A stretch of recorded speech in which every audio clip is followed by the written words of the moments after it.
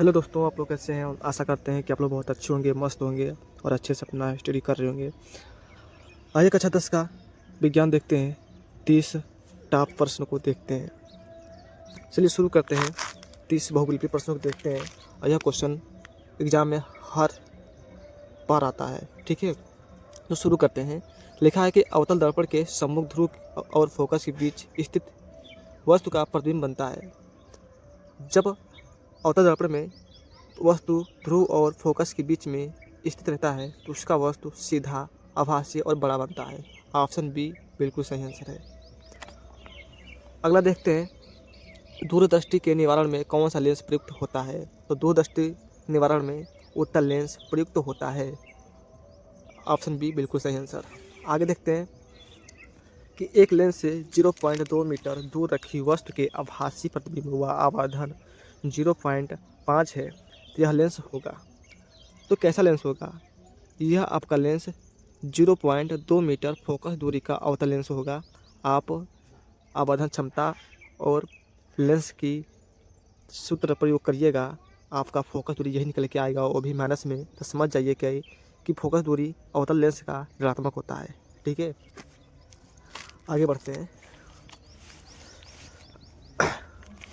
आगे कह रहा है कि जब श्वेत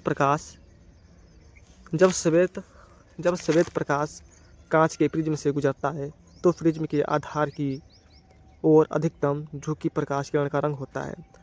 तो अब जानते हैं, जब प्रकाश से होता है, प्रिज्म से होकर गुजरता है ना, तो बैगनी रंग का सबसे नीचे जो रंग होता है बैगनी होता है। तो ऑप्शन डी बिल्कुल सही आंसर है। आगे बढ़ते हैं,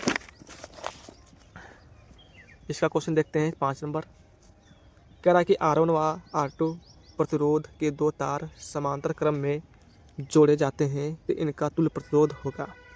तो समांतर क्रम में जानते हैं सूत्र क्या होता है कि 1/R1 प्लस 1/R2। एलसीएम लेंगे तो 1/R हो जाएगा बराबर R1 इंटू R2 और R1 प्लस R2 हो जाएगा। ऊपर पलटेंगे तो क्या आएगा? R1 इंटू R2 और R1 प्लस का R2। यानी यह किस में मिल रहा है? ऑप्शन सी बिल्कुल सही आंसर है। ठीक है, आगे बढ़ते हैं। कह रहा है कि बिजली के बल्ब का फिलामेंट बना होता है। तो बिजली के बल्ब का फिलामेंट जो बना होता है टंगस्टन का बना होता है। इसका तापमान कम से कम होता है 3400 डिग्री से लेके 3500 डिग्री तक होता है। ठीक है, आगे बढ़ते हैं। वैद्युत सेल का रूपांतरण होता है, तो इसका ऑप्शन नंबर ए बिल्कुल सही आंसर होगा। रासायनिक ऊर्जा का वैद्युत ऊर्जा में, तो ऑप्शन नंबर ए बिल्कुल सही आंसर है। आगे बढ़ते हैं। कह रहा है कि रासायनिक अभिक्रिया 2FeCl3 plus 2H2O plus Y, फिर उत्पाद बनाया है 2FeCl2 plus H2SO4 plus 2HCl में वाई है।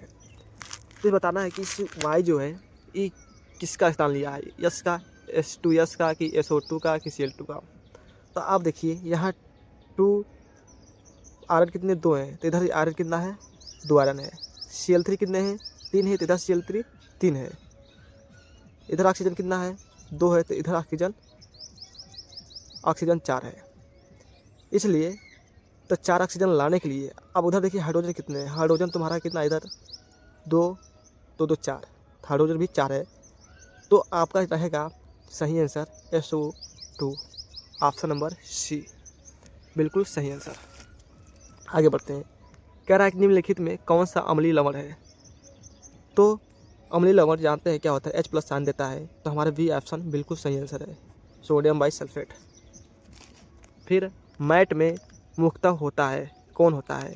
क्यूप्रस, सल्फर और आयरन सल्फर, ऑप्शन सी बिल्कुल सही आंसर। आगे बढ़ते हैं। इसमें भी क्या कहता है? कहता है निम्नलिखित रासायनिक समीकरण को पूरा कीजिए।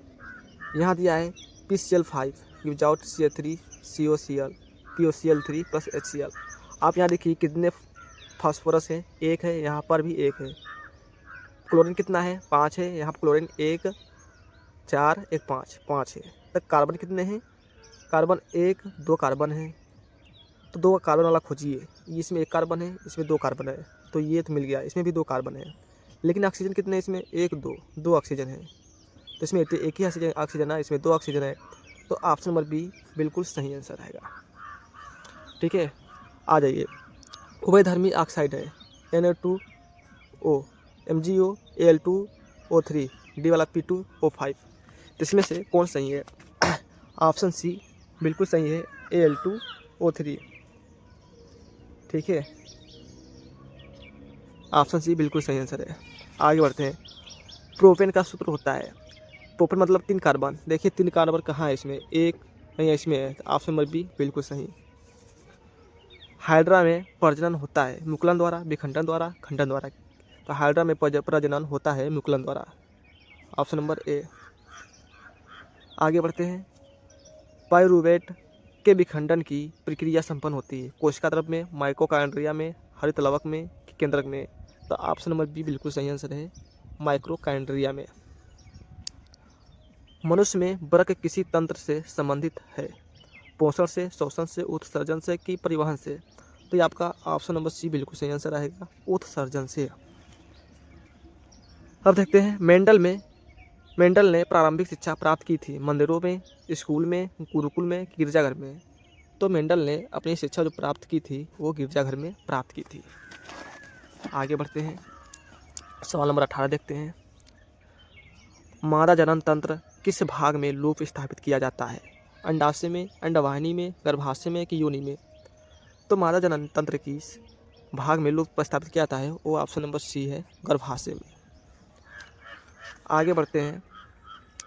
निम्न में कौन सा अंग पौधे में नर जननांग का प्रतिनिधित्व करता है? जयांग, पुंकेसर, वर्तिकाग्र, अंडाशय?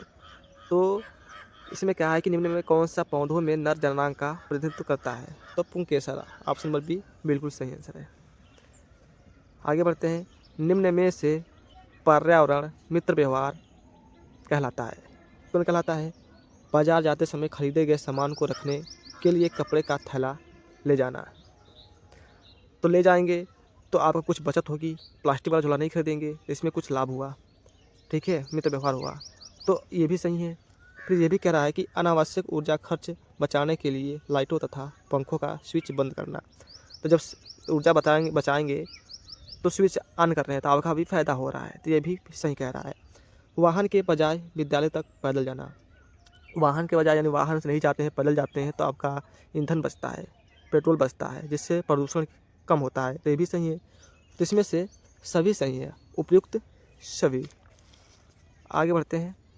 कह रहा है कि परागकण किसके अंदर बनते हैं? परागकोश में, अंडाशय में कि बाह्यदल में कि दलपुंज में? तो परागकण परागकोश में बनते हैं। किसमें? परागकोश में, ऑप्शन नंबर ए बिल्कुल सही आंसर। अब इसको देखते हैं। कह रहा है कि वैद्युत धारा का मापन मापन किया जाता है, किसके द्वारा किया जाता है? वोल्ट मीटर से कि अमीटर से कि गैल्वेनोमीटर से कि ऊर्जा मीटर से? तो इसका ऑप्शन नंबर बी बिल्कुल सही आंसर है, अमीटर से। आगे बढ़ते हैं। लास्ट 10 क्वेश्चन बचा है, अब इसको देख लेते हैं जल्दी जल्दी। मूत्र निर्माण होता है वृक्क में, यकृत में, पीलिया में कि हृदय में? तब मूत्र निर्माण होता है वृक्क में, ऑप्शन नंबर ए बिल्कुल सही आंसर। 24 नंबर सवाल देखते हैं। लार में कौन सा एंजाइम पाया जाता है? पेप्सिन, एमिलेस कि ट्रिप्सिन कि लाइपेस? तो याद रखिएगा, बहुत इंपॉर्टेंट क्वेश्चन है कि लार में तुम्हारा एमिलेस एंजाइम पाया जाता है, एमिलेस। ठीक है, आगे बढ़ते हैं। वैद्युत ऊर्जा का मात्रक है वोल्ट, वाट, किलोवाट कि किलोवाट घंटा? तो वैद्युत ऊर्जा का मात्रक है किलोवाट घंटा, 4 नंबर बिल्कुल सही आंसर है। आगे देखते हैं। एक गोलीय दर्पण की वक्र त्रिज्या 30 सेंटीमीटर है, तो इसकी फोकस दूरी होती है। अब जानते हैं जो फोकस दूरी होता है वो त्रिज्या के आधा होता है। ठीक है, तो इसकी फोकस दूरी निकालेंगे तो 30/2, काटेंगे तो 15 बार में कट जाएगा, तो 15 आ जाएगा। ठीक, 15 सेंटीमीटर, तो 15 सेंटीमीटर बी वाला बिल्कुल सही आंसर है। आगे बढ़ते हैं। क्लोरोफिल अवशोषित करता है जल, खनिज लवण, प्रकाश ऊर्जा की ऑक्सीजन? क्लोरोफिल जो पत्ते में छोटे छोटे छिद्र होते हैं उन्हीं को क्लोरोफिल कहा जाता है।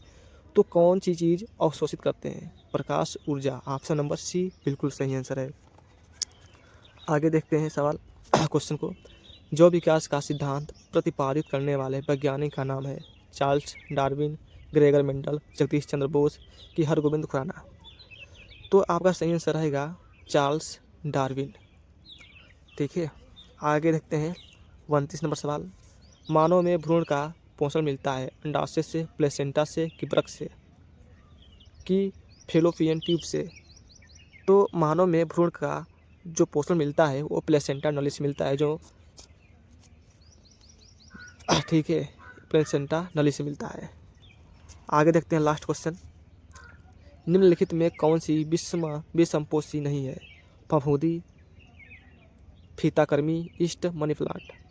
तो विषमपोषी कौन नहीं है, यानी कौन दूसरे पर निर्भर नहीं रहती है, इसका कहने का मतलब ये है। तो मनी प्लांट जो है सूर्य के प्रकाश में स्वयं भोजन को बनाता है पौधा, इसलिए यह विषमपोषी नहीं है। बाकी सब फफूंदी, फीताकर्मी, ईस्ट सभी मृत जीवों पर आधारित हैं, निर्भर रहते हैं। और मनी प्लांट स्वयं भोजन बनाता है, इसलिए यह विषमपोषी नहीं होता है मनी प्लांट। आशा करते हैं कि आप सबको ये अच्छे से समझ में आया होगा और अच्छे से आप लोग करके आएंगे। और मेरे वीडियो पसंद आया हो तो आप लोग सब्सक्राइब जरूर कीजिएगा। धन्यवाद, मिलते हैं अगले नेक्स्ट वीडियो में।